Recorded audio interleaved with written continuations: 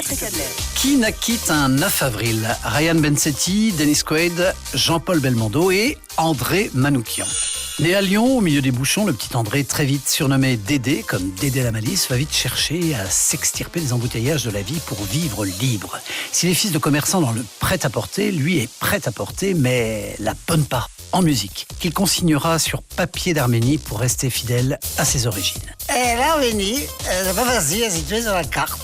Je sais que ça doit pas être loin de la Turquie, mais comme le papier se consume très vite, c'est pas facile à situer. En bon lyonnais qui se respecte, il va dès le plus jeune âge cuisiner ses parents pour le mettre au piano. I believe I can fly, but where is Manoukian? Manoukian is in the kitchen. Après avoir bien serré les notes, compris la différence de tempo entre blanche et noire, il peut enfin accéder au conservatoire et faire de nouvelles touches chez les chanteuses. Notamment chez Liane Folly, à qui il offrira un album, pas colorié, un album sur mesure, Rêve Orange. Un univers psychédélique qui fera mouche auprès du public, mais qui amochera la chanteuse au point qu'elle confiera sa peau au scalpel de chirurgiens esthétiques.